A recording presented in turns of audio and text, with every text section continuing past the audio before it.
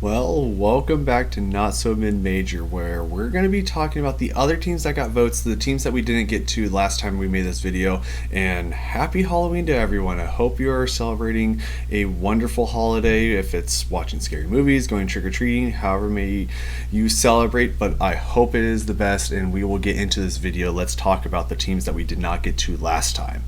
And if you like these videos, please hit like. Please consider subscribing as well. We're going to probably be making a video every single week talking about college basketball and these mid-major reviews that I'm going to be doing. So, and also leave a comment down below. Who do you think is going to be the best of these four teams? Boise State, New Mexico, College of Charleston, and Drake.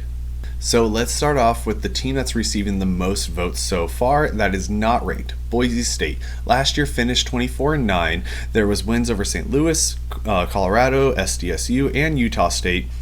And then there was unfortunate losses to South Dakota State, Charlotte, Santa Clara, New Mexico, and San Jose State.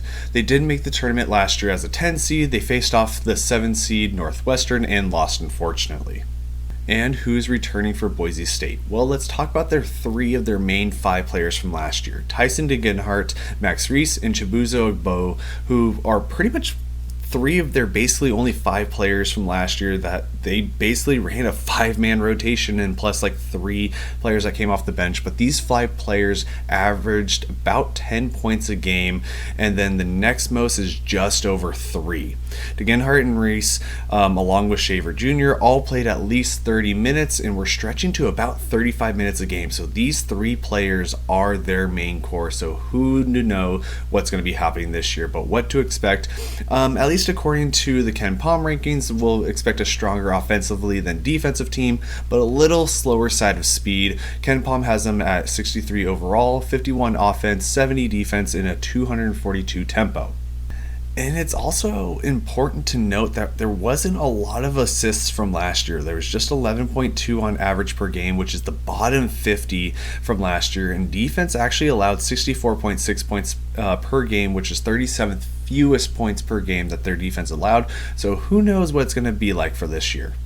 And to look forward in their schedule, well, they're going to be playing San Francisco at home on November 12th, then Clemson away on November 19th, and then they're going to be playing against St. Mary's, who is ranked 23rd so far. It's kind of a home game because it's going to be in Idaho Falls. It's not technically in Boise, so it's going to be neutral, but let's be honest, that's a home game for them on December 1st.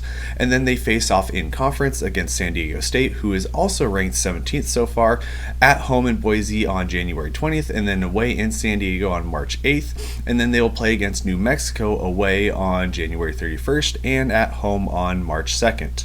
Now moving on to the next mid-major team that's receiving the second most votes that is not ranked, the College of Charleston. Last year finished 31-3, and they actually snuck into the rankings 18th at the highest before suffering back-to-back losses against Hofstra and Drexel during conference play. And there's only one other loss that was against the number 1 ranked team UNC during that season.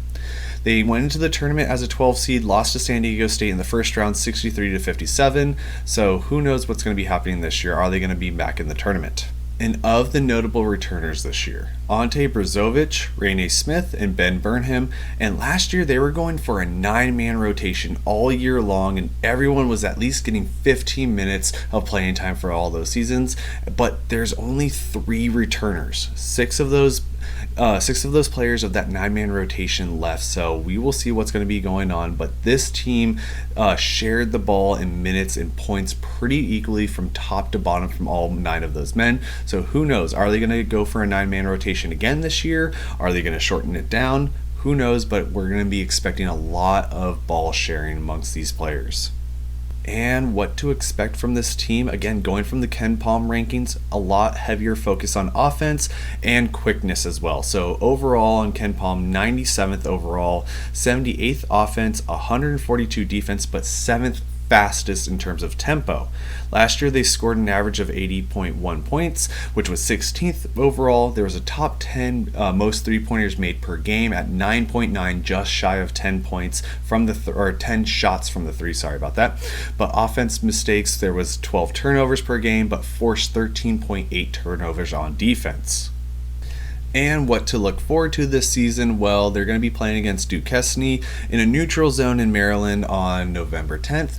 Then against Vermont, it's kind of home in Conway, South Carolina on November 16th. Then they'll play neutral zone against Liberty on December 1st. And then they'll play the 10th ranked team FAU on December 2nd, as well as playing against Drexel at home on February 10th, and then Hofstra away on January 4th, and then at home on March 2nd. And now on to our third team, who is just receiving a singular vote for the 25th spot, Drake. Last year finished 27-7 with wins over, at the time, ranked 15 team Mississippi State, and then won their Missouri Valley Conference tournament. In the NCAA March Madness tournament, they were a 12 seed, unfortunately lost against Miami 63-56. And who are their returners for this year? Well, the three that we're going to be talking about: Tucker DeVries, Darnell Brody, and Connor Enright, which is their main three-point shooter of DeVries and their main rebounder of Brody. So what to expect for this year? A little bit opposite of Boise State, but a more balanced team, I would say. Stronger defensively with a slower tempo as well. So overall in KenPom rankings right now, 80th overall, 92 offense, 73 defense. And again, that little bit slower of a tempo pace, 230 tempo. But again, last year, let's think about it, 32nd fewest points against, 63.9. So we will see if they can be making that same turnaround this year.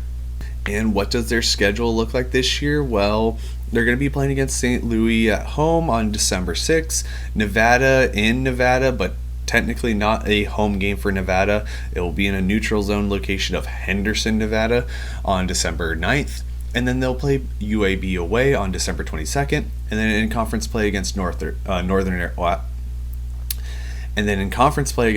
Iowa at home on January 27th, and then away on February 24th, and then playing against Bradley away on February 10th, and then at home on March 3rd. And then finally, our last team that we're going to be talking about, the one that's also receiving a singular vote for the 25th spot, New Mexico. Last year went 22-12, going undefeated on a 14-0 run to start the season, and then went into Mountain West play, and then went 8-10. They went on to play in the NIT, and they actually lost to Utah Valley in the first round, so who knows if they'll make the NIT again this year. Maybe they'll make that push for the NCAA tournament. Hopefully we'll see you in there. And who's returning this year? Well, Jamal Mashburn Jr., Jalen House, and Donovan Dent. But it's more important to look at who they recruited. True Washington and Jaden Topin, who are both 4-star recruits. So what are we going to be expecting this year? I would expect a stronger offense and a quicker pace. Not as fast as Charleston, but will still be able to keep up. According to the KenPom rankings, overall 46, 29th offense, 72nd defense, and 24th fast-paced tempo. And let's also note from last year as well, they averaged 80.9 points a game, which was 12th most overall last year. So we will expect this to be continuing on for this year, especially with that fast-paced tempo, to be keeping scoring points more and more. And who knows with those 4-star recruits, hopefully they will keep adding to that and make a push for New Mexico to get back into the tournament, and hopefully make the same kind of run that San Diego State made last year into the Final Four. But who knows, they're getting that singular vote. We will see as the season goes on.